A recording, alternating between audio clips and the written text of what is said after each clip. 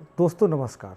BPSC द्वारा बिहार शिक्षक के लिए जो सिलेबस दिया गया है आप लोगों ने देख ही लिया होगा और निश्चित ही आप दुखी हो गए होंगे। लेकिन दोस्तों एक बात बताइए, क्या यह सिलेबस सिर्फ आपके लिए दिया गया है या सभी छात्रों के लिए दिया गया है?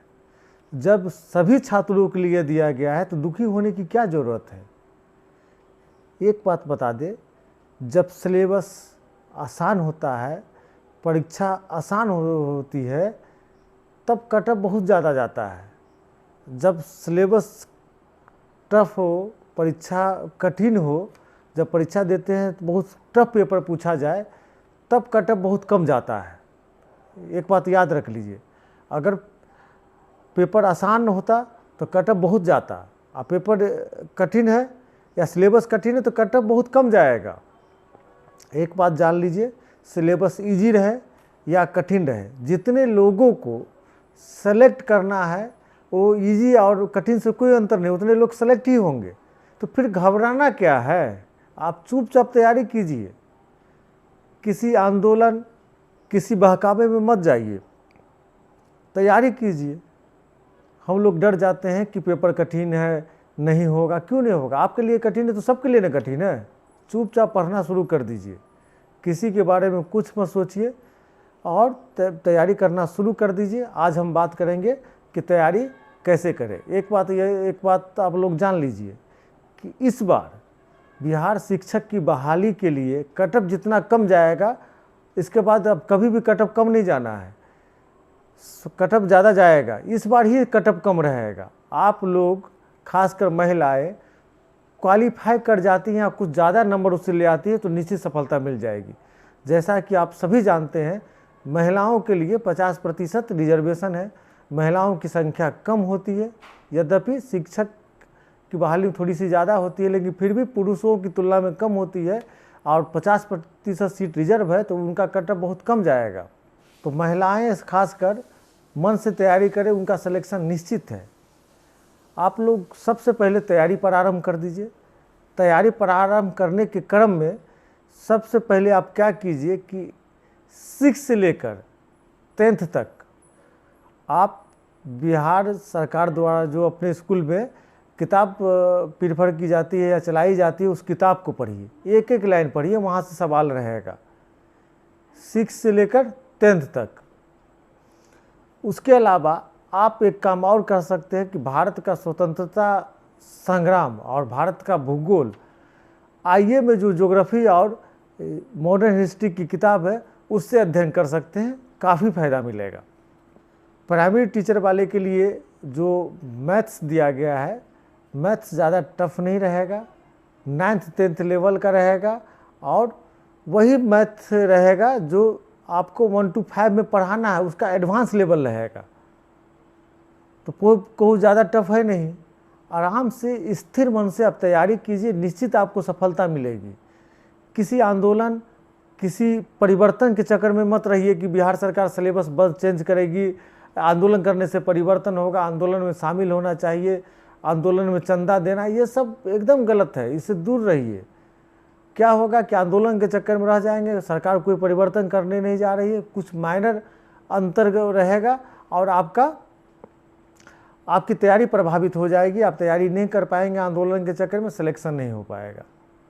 बीपीएससी ने एक बात स्पष्ट कर दिया है कि जो भाषा का प्रश्न होगा उसमें ओवरऑल कटअप होगा, मतलब 100 में से 30 नंबर लाइए, या तो इंग्लिश बनाइए या नहीं बनाइए। तो यहाँ तो काम आपका आसान हो गया कि भाषा का जो लफड़ा था वो ख़त्म हो गया। तो रही बात सब्जेक्ट की, प्राइमरी टीचर की जो नौकरी है बहुत आसानी से निकल जाएगी, उसका सिलेबस ज़्यादा टफ नहीं है। आप जो 1 to 5 में पढ़ाते हैं उसका एडवांस लेवल तैयार करना है।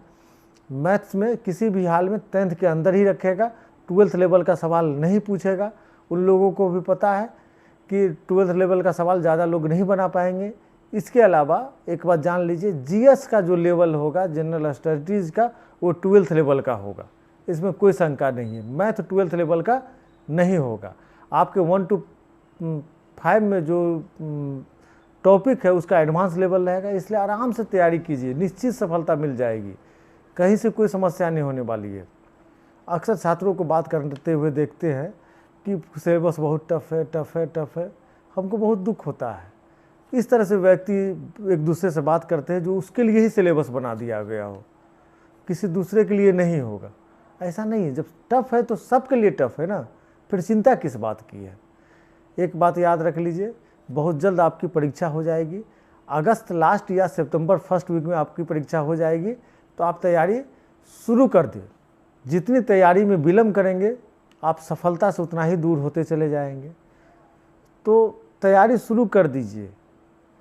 नहीं समझ में आता है तो किसी कोचिंग संस्थान का सहारा ले लीजिए, नहीं समझ में आता है तो किसी सीनियर छात्र का सहयोग ले लीजिए, लेकिन तैयारी शुरू कर दें। घर में बैठ के सोचने से कि सिलेबस टफ है क्या करें, नहीं हो पाएगा, इससे काम नहीं चलने वाला है। आप यह सोचें कि आपका इस बार सिलेक्शन होगा और तैयारी में डूब जाए। अगर आप 6 से 7 घंटा 3 महीना देते हैं, आपको सफल होने से कोई नहीं रोक सकता। देखिए, जब हम कम एज के रहते हैं तो कोई चीज़ याद करने में ज़्यादा समय लगता है। शिक्षक अभ्यर्थी ज़्यादातर एवरेज 30 के आसपास के हैं, कुछ लोग 30 से भी ज़्यादा के हैं। इस एज में याद करने में दिक्कत नहीं होती। इस एज में क्या दिक्कत है, एक जगह बैठ के पढ़ने में दिक्कत होती है। याद तो रहेगा लेकिन आप बैठ नहीं पाते हैं। तो आप समझिए, आप अगर संघर्ष करते हैं, मेहनत करते हैं, तो आपकी ज़िंदगी अच्छी होने वाली है। तो आप अपनी ज़िंदगी के लिए कुछ दिन का चैन त्याग नहीं सकते हैं क्या? आप अपनी ज़िंदगी, आने वाले भविष्य को सही करने के लिए कुछ दिनों के लिए अपना आराम को ख़त्म नहीं कर सकते हैं? एकदम ख़त्म करना चाहिए। आपका जीवन बेहतर हो जाएगा, सैलरी बढ़ जाएगी, प्रतिष्ठा बढ़ जाएगी, तो फिर क्या सोचना है? आप तैयारी शुरू कर दें। तैयारी शुरू करने में सबसे ज़्यादा भारत के स्वतंत्रता संग्राम पे फोकस करें, भारत के भूगोल पे फोकस करें। इसके अलावा प्राइमरी टीचर के लिए मैथ्स और रीजनिंग पे भी फोकस करें। टीजीटी के लिए अपने सब्जेक्ट का नोट्स बना के पढ़ें।